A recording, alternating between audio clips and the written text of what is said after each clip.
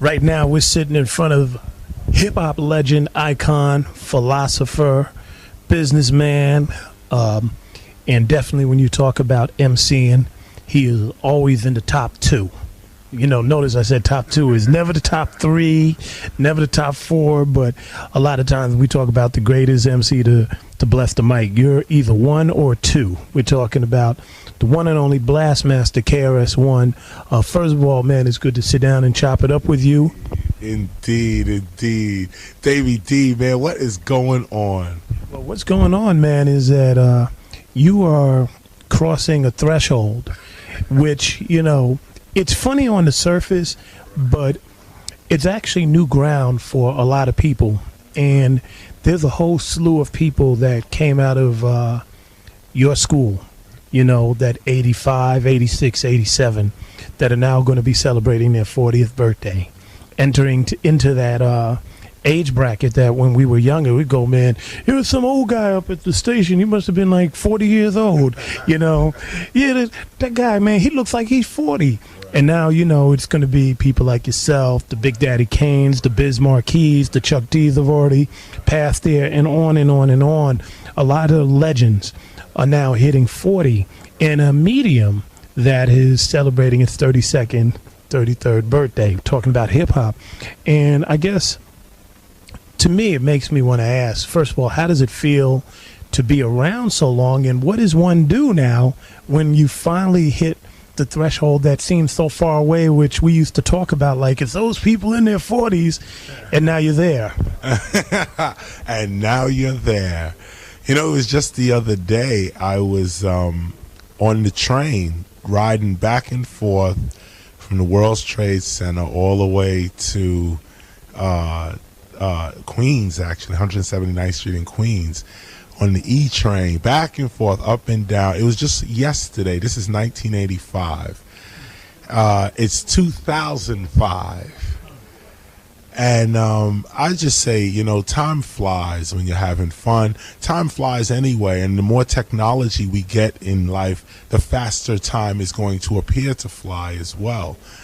And so I tell you, when you ask what does it feel like, you know, what does it feel like to be in your future and be victorious in your future, be at peace in your future, you know, have prosperity in your future? That is a good feeling. It really is. And on my 40th birthday, which is just around the corner, I can't even front, man. I can't seem to wipe this silly smirk off my face. Yeah, and he does have a smirk, but you know, maybe it's because people might not understand why you got a smirk, but in 1985, when you were riding back and forth from the World Trade Center on the E-Train, that was because KRS-One had no home. You were homeless. And so to really come from that point in time where, you know, you have no idea where you're going to go, to being where you're at, known around the world, I mean, I can only imagine what one feels, and whether you are unique in the sense that you actually have an appreciation for those accomplishments compared to other people who seem to have come from very hard times, get lots of accolades, lots of material things, and at the same time don't seem to have an appreciation. Well, you know, everyone is allowed to govern and treat and examine their lives in the way that they feel they should.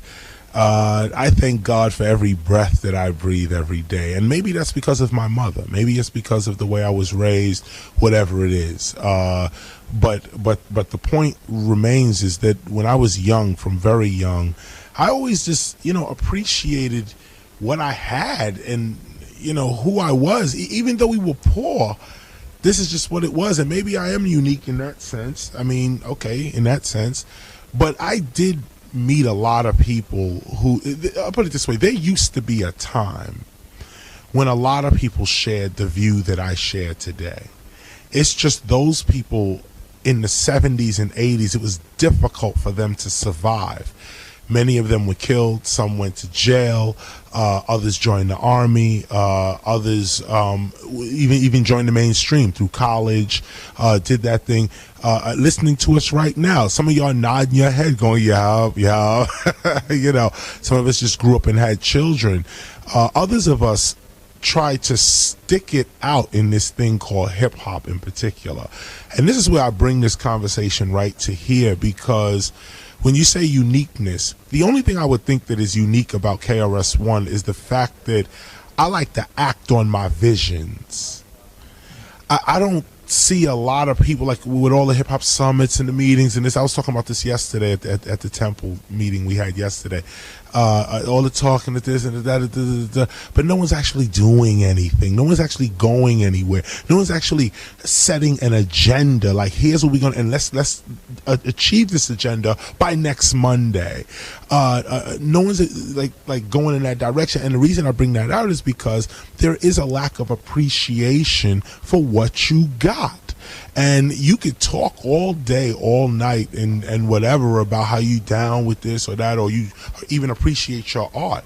But the truth is obvious and blatant in your face. Most recording artists, rap artists in particular, if you say to them, you know,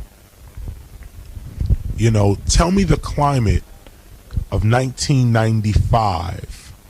Just tell me the climate of your art, your culture, your life in 1995. Cats could not remember anything. Like, do it now as an exercise. Yeah, I've run into that. We're talking with Blastmaster KRS-One if you're just tuning in. I do that a lot when I go to schools. Yeah. And I asked them, it don't even have to go to 95. Here's the experience. I've sat in a room with people in the industry, and I said, what has happened is that we as people have become disposable, and along with it are a culture. You know, this thing called hip-hop has been commodified and has become made that it's interchangeable with whatever medium decides to present it. And as you said, as much as people could say that they're down, I said, let's do the experiment. All right, so last year, who were the greatest producers? Who were the go-to guys? And most people would say Kanye, Little John, okay? Who's the go-to guy in 2003? They go the Neptunes. 2002. Now, remember, these are industry people, people who work the records. They're all looking around. I go, was it Swiss Beats? Was it Dr. Dre? Did he put out Eminem's album? Better yet, let's forget producers. Who was the #1 group in 2001, 2002? So what year did Nas battle Jay-Z? And you start to go back and forth, and people realize that all that stuff is a blur, and they don't even know it. And when you mention 95, that's 10 years ago. East-West Coast War at its full height. That's exactly, that is the appropriate answer. As a matter of fact, you would have scored high on your test at the Temple right there, because that's exactly what I was thinking. The tension was high in 1995, and that's an easy giveaway. That's why I say 1995. What was the climate of hip hop like? It was tension. It was we were entering uncharted territory and didn't know where we were. But the point is, the lack of appreciation is what I think is blatant and full center, but it also exposes the inner side of what so-called hip-hop culture is today. Okay, talking with Blastmaster KRS-One. You know, let's go back a little bit, 1985. I've known you maybe since 88 or so, you know, so it's been a while. And you look at the type of journey that you've had. You covered a lot of ground. You went from Criminal Minded with a gun on the front page of your album, talking about you know, taking heat.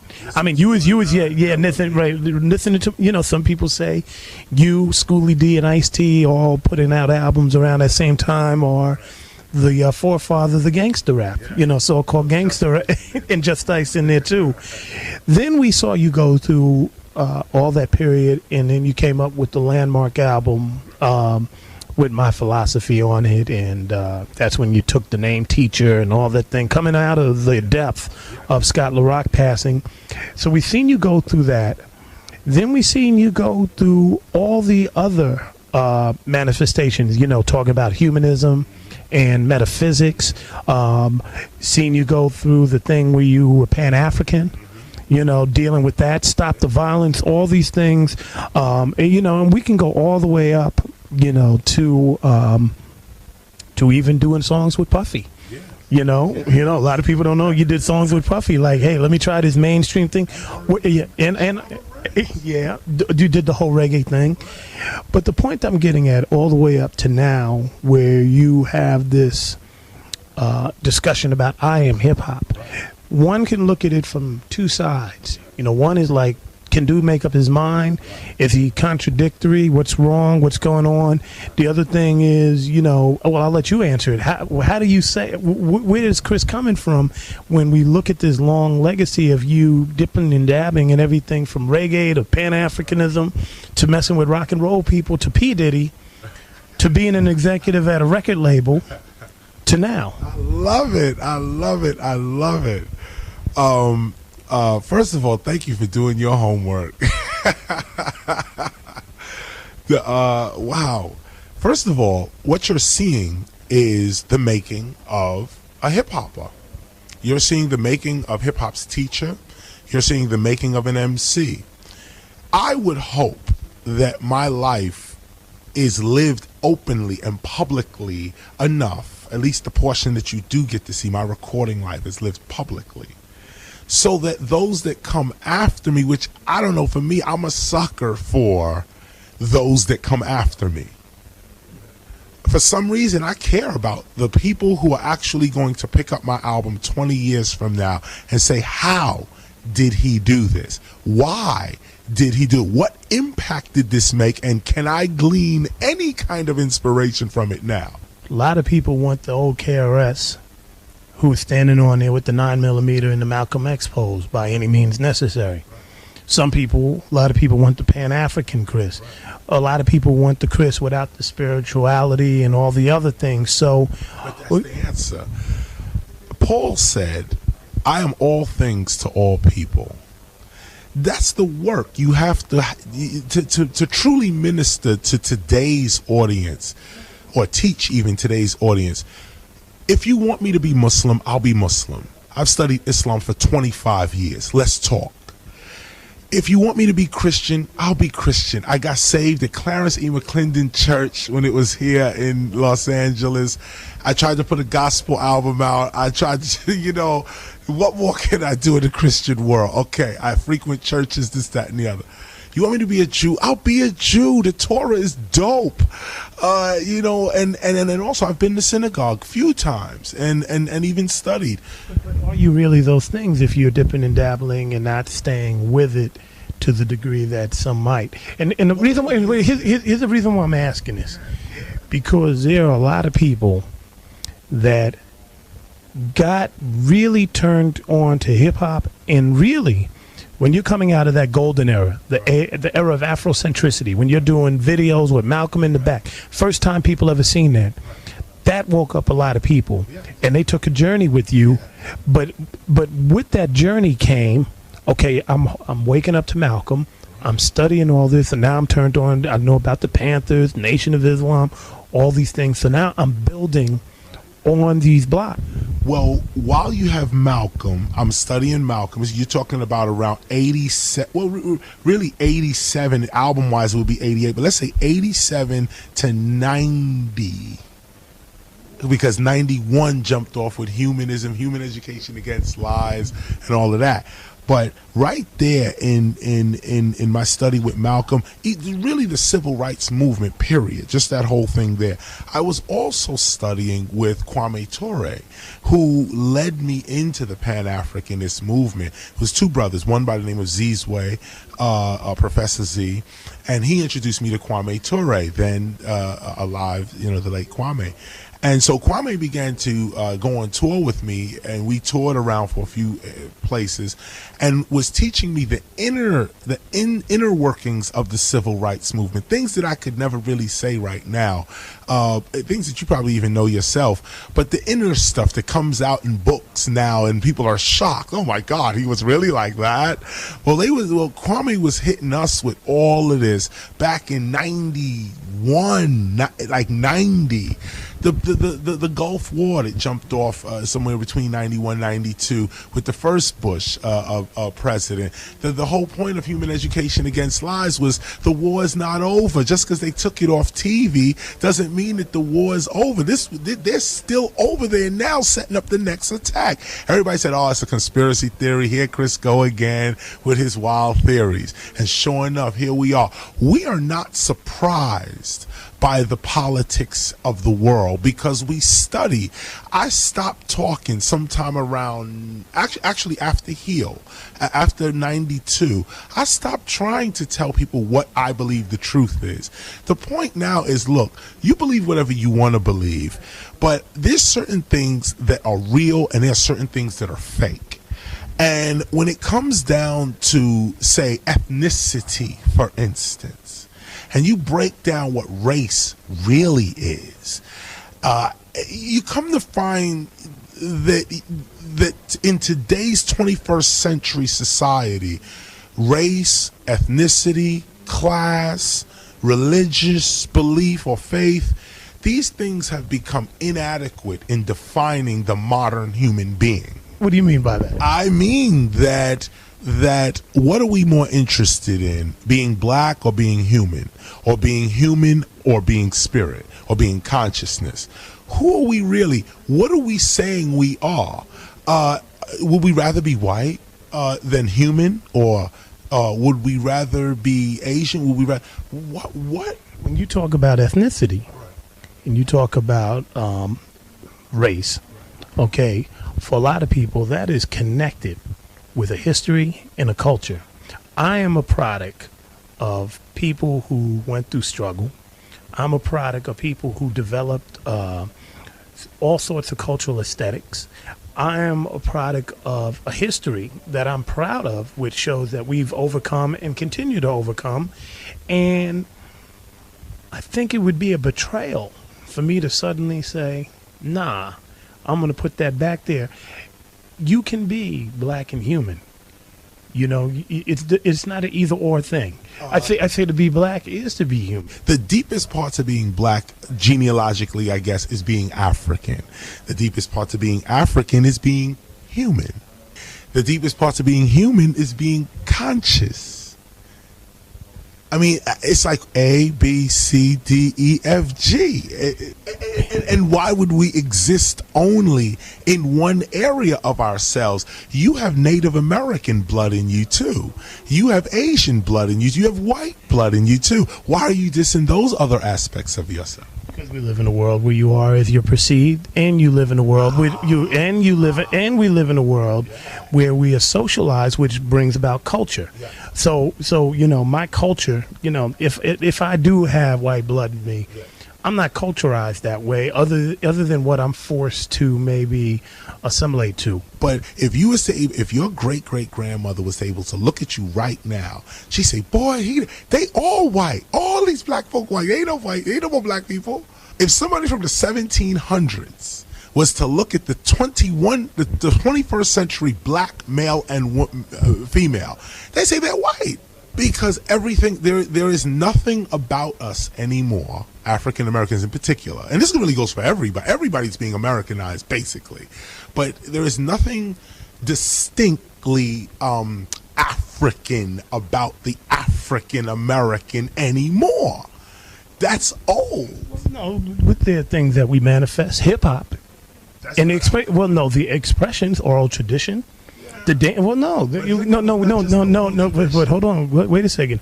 All those expressions are deeply rooted, deeply in manifestations in a continuum, in an ongoing continuum of African expressions. But we have to acknowledge that and build upon that, because what often happens here is we start to have this conversation, and then we go, well, you know, it's all everybody under the same thing. But I'm saying this is how it plays itself out. Right. So we all have this discussion, the kumbaya theory, right? So we all sit around a campfire, and what usually happens is the struggles and hardships that come from particular groups of people, in particular Black, Brown, Native American here in this country, that really went through centuries of oppression get erased under the guise of we're all human and we're all here, we're all on the same gang type scenario, which one isn't true.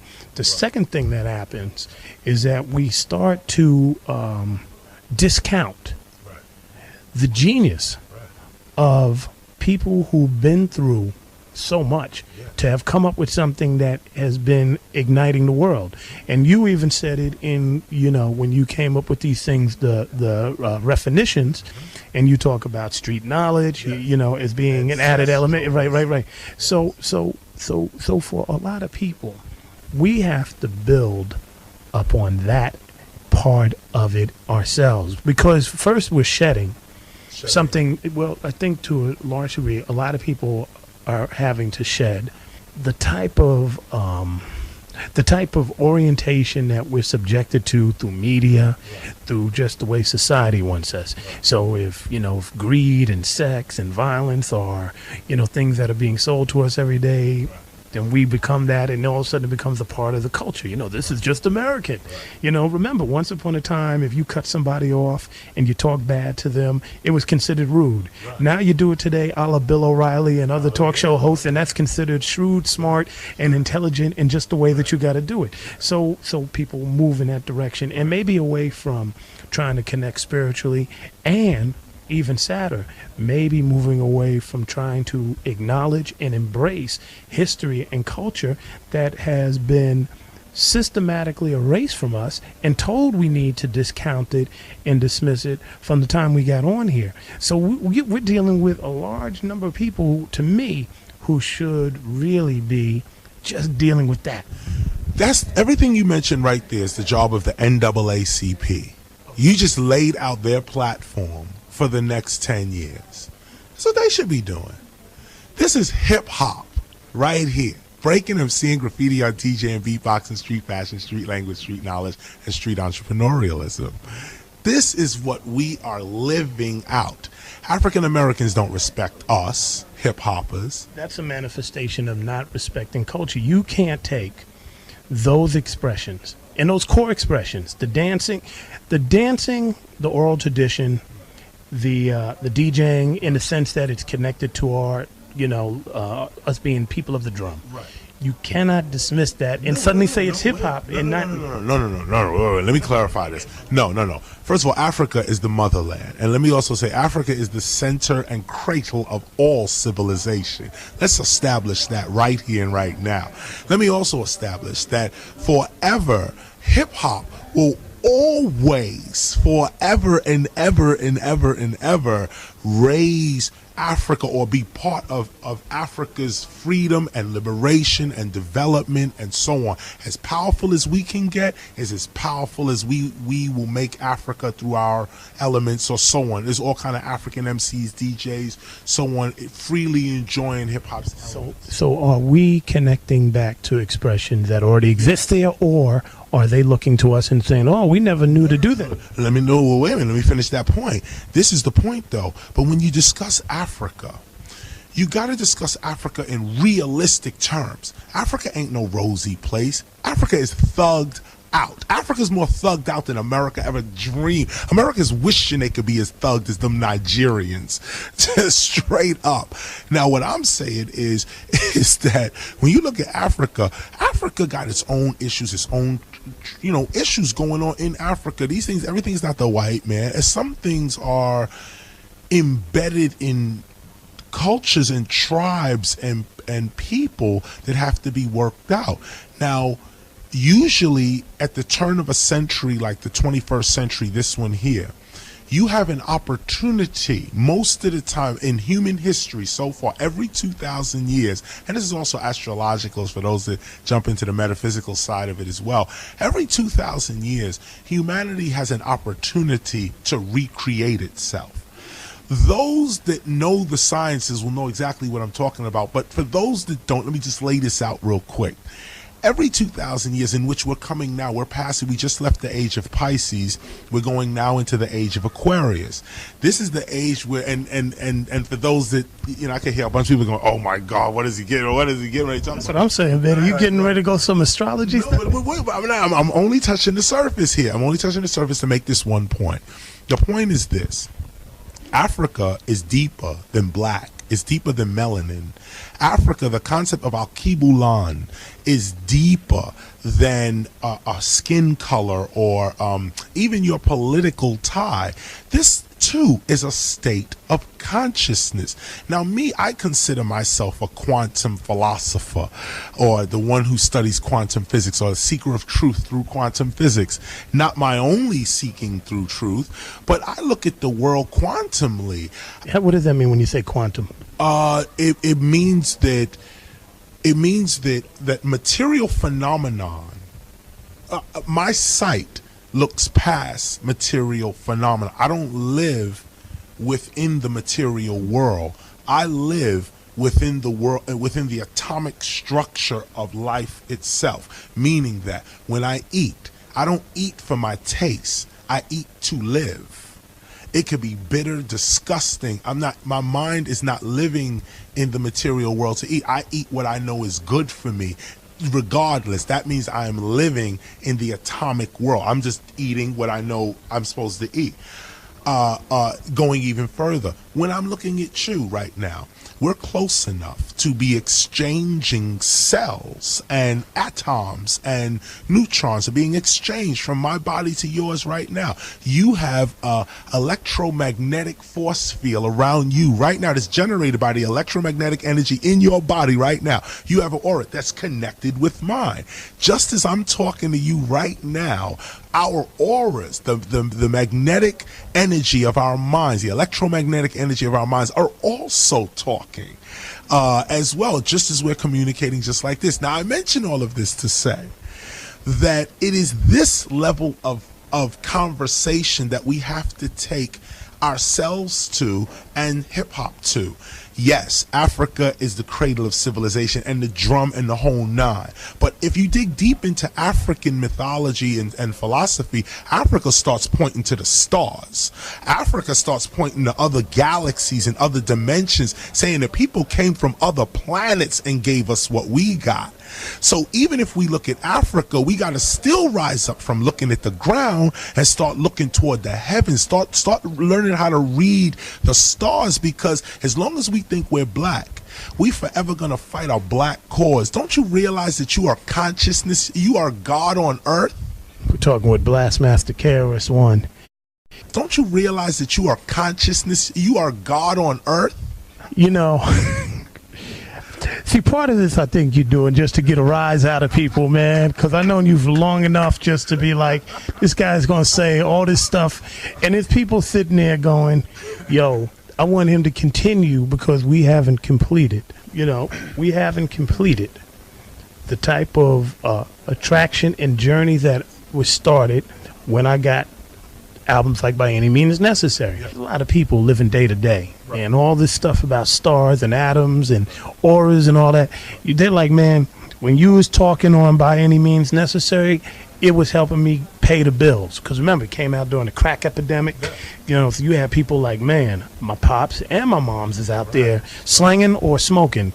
And this is something that's getting me through. Now I'm getting through, I'm starting to wake up, and then all of a sudden you talking about atoms and molecules and all kind of stuff. And we got people going, yo, I'm still trying to heal from the trauma of that. Right. You know, are you really trying to heal? Because if you're really trying to heal, walk with me on this, because this is not me, but I'm saying that this is a thing that I think a lot of folks are looking for. They are looking for that tangible thing. Maybe it's a persona.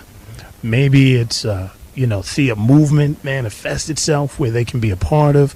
Maybe it's a continuum with the charismatic person that you are, and others being alongside for the struggle. Because people have woke up and they're saying, yo, this is the struggle, police brutality, dude in office, all these different things. And all the philosophy and the quantum physics and all that stuff is good, but it don't pay these bills. It ain't stopping what's going on. Our bills? Yeah, but it isn't paying the masses it isn't paying for the masses. Maybe the masses should listen.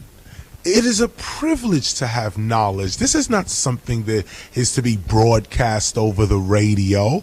This is knowledge. You seek truth. We're chilling. Now, if you're not chilling, then dude, you gotta figure it out. But if I come and open my door and my book in my hand and I say, here's a way, I use the word quantum physics, or I could even say, as a man thinketh, so he is. I could say thoughts are things. Speak it and so it shall be. And so it shall be. Right, exactly. Which is rooted in African culture, West African, Nomo, the power of the word. So again, I don't want to dismiss that. I don't want to say this is some hip hop stuff. This is African. It is, however, everything is African. Somehow you got Greek, Italian, Jamaican, Haitian, Chinese, but all of it's African. Oftentimes, even when we talk about hip hop, and those expressions being connected to Africa, right, we still have that argument. Right. We have this argument. We have this argument to this day because people are very reticent to give that props, to acknowledge those African roots. Oh yes, it's not Africa. That's my point. What is not Africa? Africa is Europe. Africa is the West Indies. Africa is well, we could debate all that stuff, but I'm talking about the cradle of civilization. Yeah, but we're talking about these expressions. Right. These expressions that have somehow ignited people all around the world. Right. And I think maybe, for a lot of people, right, let's just focus on that just this one time. It's almost like if I call you Chrissy and you keep saying the name is Chris, right? You may get to a point where it doesn't matter whether I call you Chrissy or not because you're so far beyond that and I'm insignificant. Right. But, when we have this conversation, damn it, you're going to call me Chris this one day. Just like, remember Muhammad Ali? What did he do with who was it, Floyd Patterson? He was like, you are going to call me Muhammad Ali because the dude kept calling him Cassius Clay. And I think to a certain degree, you still have a people that have been damaged, really damaged psychologically, physically, all these things, and by I think the oppressor, white supremacy, if you want to put that name to it. Let's raise that up. Let's go deeper into this. Okay, but point I'm getting at, I think at the end of the day, we have to at least make sure that all those that we want to help, and I'm looking at people that come from our background. See, this is the difference here. I'm not trying to help anybody. I'm living my life. I'm chilling. That's it. Now, while I'm chilling, other people come to me and write me letters and send me emails and send me all kinds of, I can't even walk down the street. And then, let me just say this. They come to me and say, how did you do it? How did you go from where you was to where you are? And I say, well, I'm really not anywhere right now. They said, but no, man, come on, 20 years, this, that, and the other. I say, look, what I did was I visualized myself. I projected myself into the future, then stepped into the future later. Okay. And they say, oh, see, that's that philosophy again. So what am I supposed to do if I tell you? Because, Chris, we're talking with KRS-One, if you're just tuning in, that is not... You didn't go from being homeless in 1985 on the E train back and forth, World Trade to Queens, to this. Yes, you took a number of steps when you did the HEAL, human education over lies against lies. That was not you chilling. That was you. I know. Oh, come on. I known you. I known. No. Let me give you the inside scoop. Let me give you the inside scoop. First of all, go back two movements before that. Stop the Violence movement and All in the Same. And that was not you chilling. Okay, we go back to Stop the Violence. It was me chilling. I was doing 2 albums that year. My work was Just Ice's album and the By All Means Necessary album. But you had a concern for violence and wanted to end it, hooked up with the Urban League and took some very concrete steps, which I think a lot of people... It was a fight the whole way. Yes, it was a fight. But a lot of people... The whole way, Black Radio didn't even want to touch the record. The National Urban League joined with C. Dolores Tucker and dissed us. That's the truth. I'm not arguing with that. But I'm saying African American. What I'm saying is that you took those steps to try and make a difference. Now, granted, you ran into a dead road. Hooked up with the Urban League because the desire at that time was to stop, curtail black-on-black crime. Right. So that was the desire. That wasn't you sitting back going, I'm chilling. You looking out and saying, cats is getting killed. No, I'm not chilling then. That's 10, 15 years ago. I'm talking about now. That are at a mind state where they're not chilling. Buy So the album then go to buy, by all means necessary, ghetto music, and you can really liven yourself up with the Pan-Africanist movement, no question. I have not abandoned that movement at all. I simply advanced myself in it. The Pharaoh does not know, or did not, or should I say the people don't know what the Pharaoh knows. If you want to know what the Pharaoh knows, you separate yourself from society, from the world, and you come and you join this organization and you move on in whatever is taught. Now, I tell you this, a tree is known by its fruit. The main movement that KRS-One has been on has been as the teacher. I took on this title because I feel it. It's my blood. I love teaching. But what do I teach? I teach the art of MCing. I teach urban inspirational metaphysics, hip-hop's history. What do we get out of it? You know, Queen Latifah is a, I love mentioning her name even when I mention my own resume of people who I remember teaching, you know, and not that you're sitting there listening to KRS-One, but that you are sitting there listening to KRS-One and you say, you know what, I'm inspired by what he's saying and I'm going to go and do this. And then you have the Channel Lives and the Mad Lions and the Shabba Ranks and the this one and that one, and even Puffy, when you look back in his early days when we did that record, actually, the remix to Step Into a World. I mean, Puffy was getting $150,000 a remix, $200,000 a remix. I said, yo, Puff, I need a remix. He came out and did it for free. I mean, say what you like, this the record, whatever. But when it comes down to the real culture, KRS-One seems to be able to only rely on thugs, pimps, prostitutes, and hoes. Every time I reach my hand out to the conscious crowd, the queens, the kings, the prince, the Lord, the God Almighty, these cats are scared. You know, we walk around with, oh, the Holy Spirit, this, that, and the other. But then the minute, you know, Mr. Charlie comes around, it's, yes, Mr. Charlie, I'll get back in place. You know, I commend Snoop Dogg for what he did the other day, because see, that's a shining example of what I'm talking about when I say real. If you want to talk real, we talk real. Let's real. This is also, by the way, metaphysics. Snoop do the other day, so that we kind of get an understanding. He squashed his beefs. He actually did the hardest thing that forgiveness. The seeking of forgiveness and the giving of forgiveness are two of the most hardest acts for any human being to achieve. Forget what you think about Snoop. I said it on the radio the other day. I was talking about this with a friend, and I was saying, here you have the poster boy for Girls Gone Wild. Here's it's Snoop. This is Snoop Dogg and Dogg. This is our Snoop. Okay, we know what Snoop is about. And now you have others like myself, like others. I'm not going to mention anybody else's name, but you know the conscious crowd. We still beefing, still backstabbing, still bickering, can't get our philosophies together, can't join each other's movements, can't support one another. We still stuck up in that. Snoop Dogg, a confessed thug, straight G. He went and got his whole crew together and said, yo, I'm putting an end to this. I'm going to make sure you have no beef with me, because I'm telling you, I ain't got no beef with you. End of story. Got a meeting together, did his thing. Man, to a minister, to a teacher, to a man of God, Snoop could do it. He just made his way into heaven.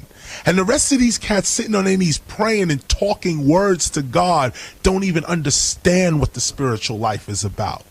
That act right there is what I'm talking about. Now, how do I bring that back? I bring that back this way.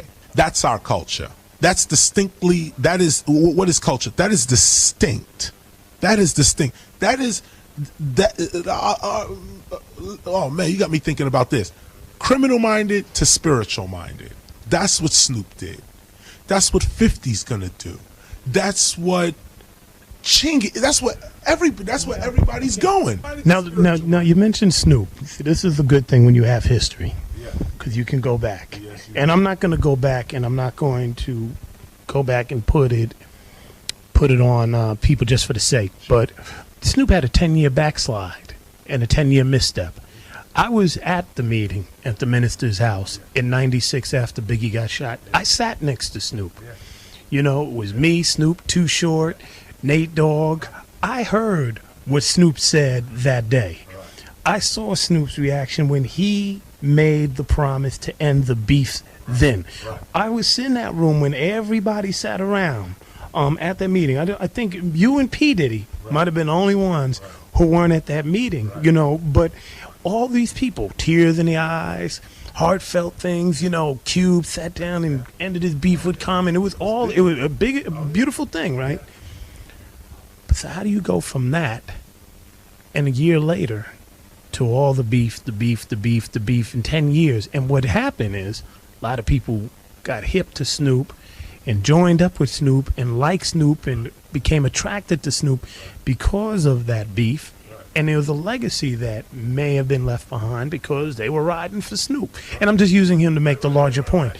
So now he comes back and he goes, you know what, maybe these seeds that I planted are finally catching up.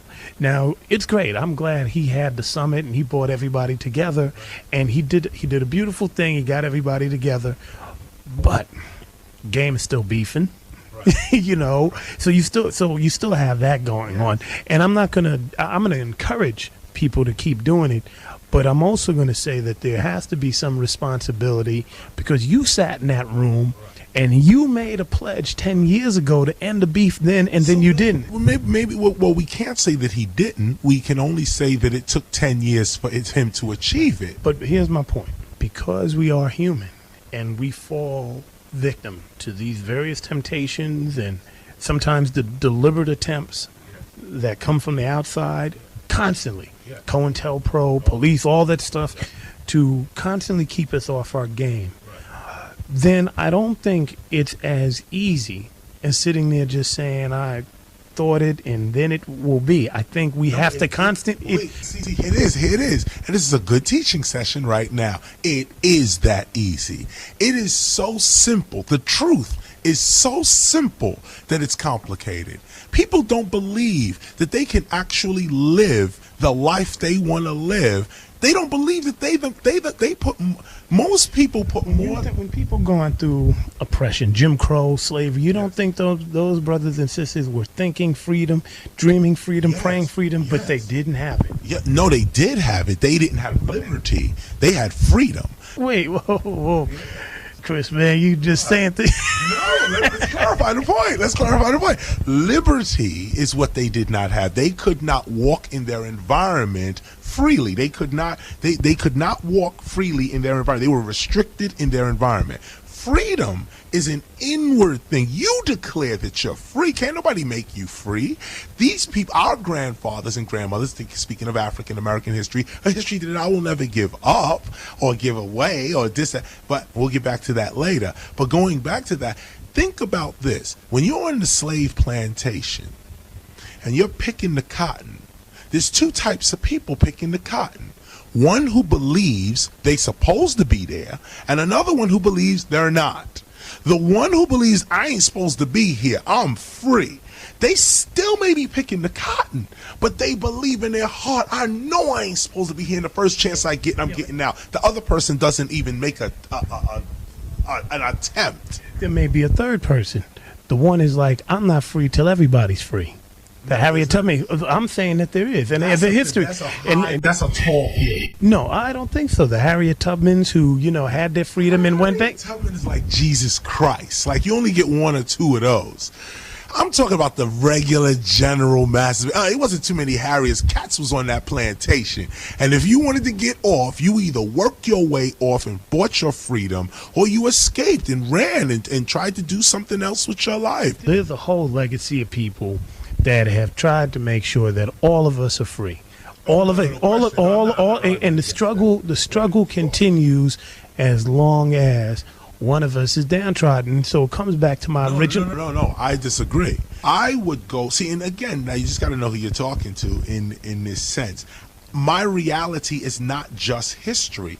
My reality also stretches into science, physics. Yeah, but Chris, you can't do that because somebody reached out to you, a Scott LaRock, and others was like, it ain't all good until it's good for you. But you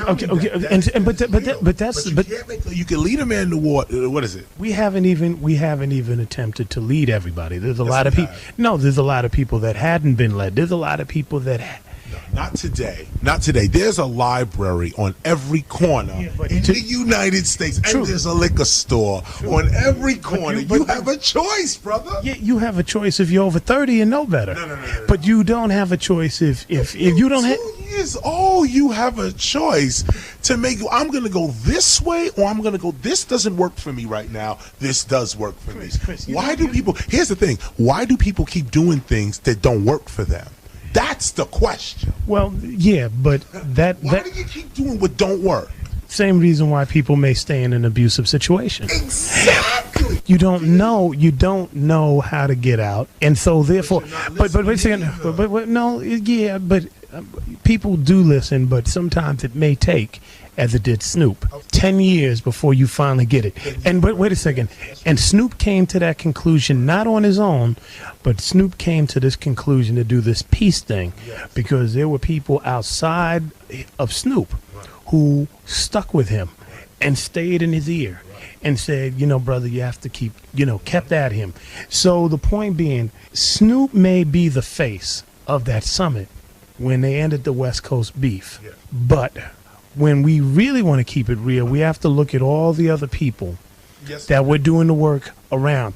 That means the people that were still trying to do gang truces and all that and continue to do this, that will never be on the radio or never get the accolades. The people that had his ear, those who are known and those who are not known, those who work day in and day out to change the society, and unfortunately, maybe a few mothers' tears, because the legacy of him sparking beef and engaging in beef, in very real beef, may have given birth to violence that, has ravaged our community. And so the point is, yes, he finally came to that conclusion, but at the same time, it only works when all of us are aware, okay, Snoop did this, so now if he says peace, then all of us have to now start supporting the peace efforts that are going on, the gang summits, the people trying to do that anyway. Yeah, but they've been wanting to do it, but they never had these high, over the past 10, 15 years, where society is socialized by looking at those who are celebrities. Then a lot of weight comes on those people who are celebrities. They're like, man, Chris is a celebrity. We need him to say peace. Chuck D is a celebrity. You need him to say peace. And when a Snoop says peace, it means so much more because it's like, man, because they're the spotlight. If Game says peace, it looks so much more. And it does a lot of damage when they backslide. Well, so a lot of damage was done when them brothers sat up there in that room and stood at that press conference in Chicago and said, we're all about peace. And a year later, we're beefing again because it sent a message to somebody 13, 14 years old, said, man, these cats ain't full. They full of it. But here's the thing now. You're right. You're correct. I agree totally. Let me just start before I say anything else. We can't say one thing and do another. KRS does agree with that, But you've done that. You've done that over the years. And let me raise you to that level of understanding. Exactly. As I said, let me say right up here at the top, I am a person for consistency. And consistently, but consistency. But here's the point, though. Okay. I think if Snoop and everyone else comes out and says Snoop Game and everyone, we're doing. This is a piece. We're going to do the piece. This is it. This so on. To be honest with you, I think that's all they should do. I think the people who've been working on peace then should join Snoop, join Game, and really orchestrate what it takes to cause peace. Like I think more myself and others who claim to teach hip hop dropped the ball. That's what I was saying. When Snoop had that monumental conference, well, it really was Minister Farrakhan brought everyone together and you're talking about 96. 96, that's right. It was us, the conscious hip-hop community, that was supposed to step up and pick up from where Snoop did. Whether Snoop backslides or not, he nor I nor anyone else alone is hip-hop. we are all a community. So when one man or woman says something, yo, I declare peace, we all should be like, that is important, and let's go support it. But when Snoop said that, he was not supported on that either. He got looked at like, oh, you softening up now? Oh, you getting like that now? These things don't take, see, KRS don't give up. You know what I'm saying? I'll tell it. And not this. I'm not saying Snoop does, but I'm seeing where a lot of our more prominent artists are trying to keep it as real as they can with the streets. They're trying to keep it as real as they can with their record company or whatever is feeding them and keeping respect as their order. They're trying to keep it real with that. But here's the thing: sometimes the people ain't gonna be on your side. You have to decide: are you a leader or are you a follower? And every time somebody steps up and tries to lead, the real leaders should step up and be like, yo, this person is at least trying to lead. Let us show him where to go, what to do, how to do it. Let's finance it. Let's talk about it. Let's bring him into the fold and make him one of us. Unless those leaders are put up there and then mislead, or those leaders are there and then don't do what they're supposed to do. KRS-One ain't never mislead. They ain't never did what he was not supposed to have said. I'm going to do this, and it ain't happen. If we're talking about hip-hop, KRS-One exists. Davey D exists. By the way, that's why hip-hop will always have an African base, because of the very argument that exists within the development of hip-hop.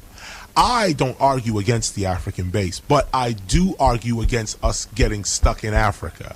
Because when I study Africa, it points to the stars. And when I come today, I say, well, Africa's Africa and America's America. A Jamaican don't want to be called a Haitian, and a Haitian ain't a Brazilian, but we all black. So why can't be hip-hop? Man, talking to KRS-One, we'll take a break. We'll come right back and finish this off. Out is because there is a lack of appreciation for what you got. And you could talk all day, all night, and whatever about how you down with this or that, or you even appreciate your art. But the truth is obvious and blatant in your face. Most recording artists, rap artists in particular, if you say to them, you know, tell me the climate of 1995. Just tell me the climate of your art, your culture, your life in 1995. Cats could not remember anything. Like, do it now as an exercise. Yeah, I've run into that. We're talking with Blastmaster KRS-One if you're just tuning in. I do that a lot when I go to schools. Yeah. And I asked them, it don't even have to go to 95. Here's the experience. I've sat in a room with people in the industry. And I said, what has happened is that we as people have become disposable. And along with it are a culture. You know, this thing called hip-hop has been commodified and has become made that it's interchangeable with whatever medium decides to present it. And I can't even front, man. I can't seem to wipe this silly smirk off my face. Yeah, and he does have a smirk, but you know, maybe it's because people might not understand why he got a smirk. But in 1985, when you were riding back and forth from the World Trade Center on the E-Train, that was because KRS-One had no home. You were homeless. And so to really come from that point in time where, you know, you have no idea where you're going to go, to being where you're at, known around the world. I mean, I can only imagine what one feels, and whether you are unique in the sense that you actually have an appreciation for those accomplishments compared to other people who seem to have come from very hard times, get lots of accolades, lots of material things, and at the same time don't seem to have an appreciation. Well, you know, everyone is allowed to govern and treat and examine their lives in the way that they feel they should. I thank God for every breath that I breathe every day. And maybe that's because of my mother. Maybe it's because of the way I was raised, whatever it is. But the point remains is that when I was young, from very young, I always just, you know, appreciated what I had and, you know, who I was. Even though we were poor, this is just what it was. And maybe I am unique in that sense. I mean, okay, in that sense. But I did meet a lot of people who, I'll put it this way, there used to be a time when a lot of people shared the view that I share today. It's just those people in the 70s and 80s, it was difficult for them to survive. Many of them were killed. Some went to jail. Others joined the army. Others even joined the mainstream through college. Did that thing. Listening to us right now, some of y'all nodding your head, going, "Yeah, yeah." You know, some of us just grew up and had children. Others of us try to stick it out in this thing called hip hop in particular. And this is where I bring this conversation right to here, because when you say uniqueness, the only thing I would think that is unique about KRS-One is the fact that I like to act on my visions. I don't see a lot of people, like with all the hip hop summits and the meetings and this. I was talking about this yesterday at the Temple meeting we had yesterday. All the talking at this and that, but no one's actually doing anything. No one's actually going anywhere. No one's actually setting an agenda. Like, here's what we're gonna, and let's achieve this agenda by next Monday. No one's like going in that direction. And the reason I bring that Right now, we're sitting in front of hip-hop legend, icon, philosopher, businessman, and definitely when you talk about MCing, he is always in the top two. You know, notice I said top two. Is never the top three, never the top four, but a lot of times we talk about the greatest MC to bless the mic. You're either one or two. We're talking about the one and only Blastmaster KRS-One. First of all, man, it's good to sit down and chop it up with you. Indeed, indeed. Davey D, man, what is going on? Well, what's going on, man, is that you are crossing a threshold, which, you know, it's funny on the surface, but it's actually new ground for a lot of people. And there's a whole slew of people that came out of your school, you know, that 85, 86, 87, that are now going to be celebrating their 40th birthday, entering into that age bracket that when we were younger, we'd go, man, there was some old guy up at the station. He must have been like 40 years old, you know. Yeah, that guy, man, he looks like he's 40. And now, you know, it's going to be people like yourself, the Big Daddy Kanes, the Biz Marquis, the Chuck D's have already passed there, and on and on and on.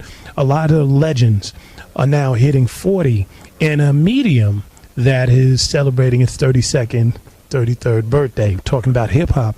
And I guess, to me, it makes me want to ask, first of all, how does it feel to be around so long, and what does one do now when you finally hit the threshold that seems so far away, which we used to talk about, like it's those people in their 40s, and now you're there. And now you're there. You know, it was just the other day I was on the train riding back and forth from the World Trade Center all the way to Queens, actually, 179th Street in Queens, on the E train, back and forth, up and down. It was just yesterday. This is 1985. It's 2005. And I just say, you know, time flies when you're having fun. Time flies anyway, and the more technology we get in life, the faster time is going to appear to fly as well. And so I tell you, when you ask what does it feel like, you know, what does it feel like to be in your future and be victorious in your future, be at peace in your future, you know, have prosperity in your future? That is a good feeling. It really is. And on my 40th birthday, which is just around the corner.